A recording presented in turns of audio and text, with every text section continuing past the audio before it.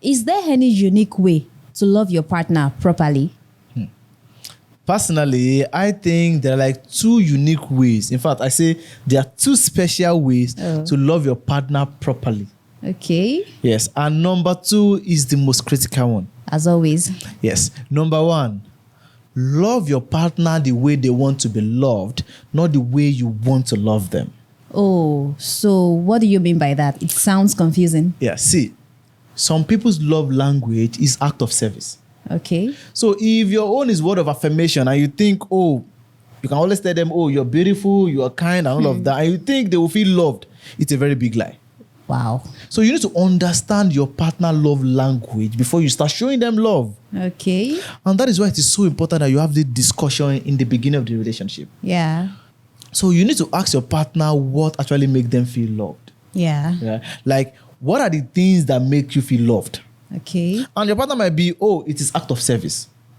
Which means that just support them in whatever they are doing. Yeah. It can be emotional, it can be financially, and it can be anything. Do you understand? Okay. So if you're coming from an angle of, maybe you like spending quality time, and your partner is not really the quality time person, he's not big on it, you start having issues. So I would say, love your partner the way they want to be loved. Okay. And that is why it's so important that you pay attention to details. Yeah.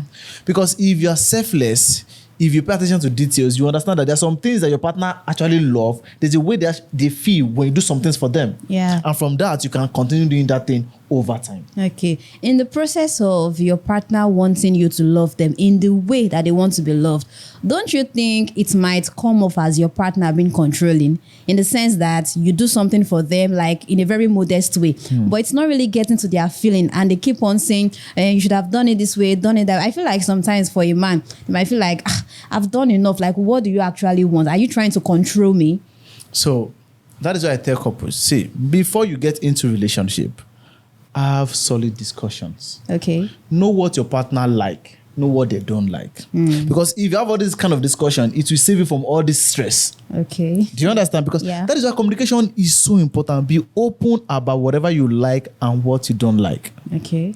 Do you understand? Yeah. Yes. So that is one way to actually solve that issue.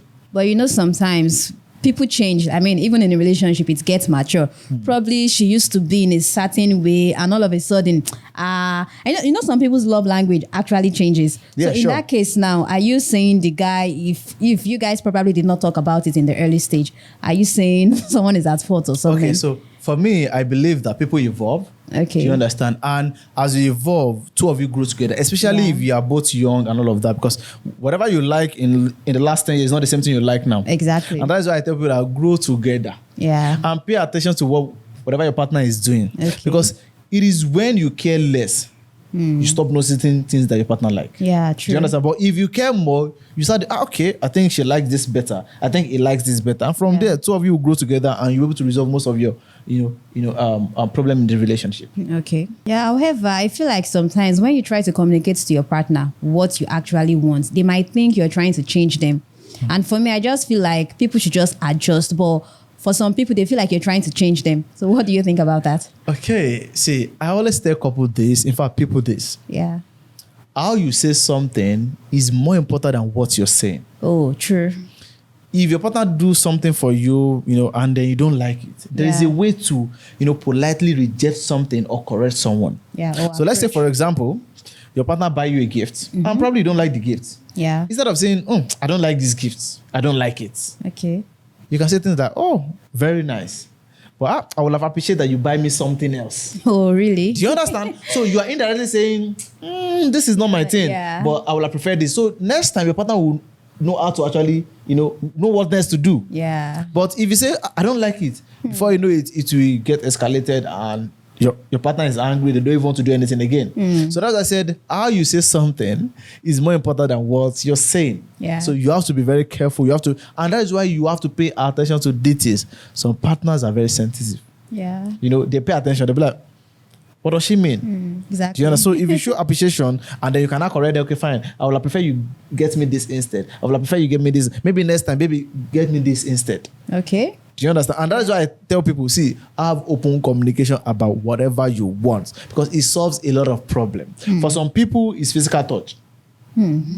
For some people, it's word of affirmation. Yeah. And to other people, it's act of service. Or gifting. Or gifting. So whatever your partner likes should be what you should give to them. Don't just think on your own. Because for me, it's from a selfish place. Yeah. Because if you're not selfish, you should study your partner and then give them what they want, not what you want to give them. Okay. Because in fact, for me, that is more controlling because you are trying to force them into your own space. Meanwhile, you should love them in their space. So another unique way to love your partner properly is to have what we call conflict resolution strategy. Oh, so what do you mean? Say, have a way to actually, solve issues without getting out of hand. Okay. Do you understand? So it might be, we don't go to bed angry. Do you understand? Yeah, it might be, we don't invite third party into our relationship when we have issues. Okay. It might be, we don't report ourselves to friends and families. Yeah. These are strategies you can use to resolve conflict within each other. Right. And that can only come in play when you have emotional maturity. True. Because if you are not emotionally mature, you cannot really handle all of these things. That is when you see people, they will start reporting their girlfriend to their own mother. And before you know, your family will start disrespecting your partner. Yeah. Your friends will start disrespecting your partner. And that is why it's so important that two of you should have a strategy. But okay, fine. If we ever fight, if we ever fight, this is how we are going to solve the issue. Okay. And two of you have to keep to that law.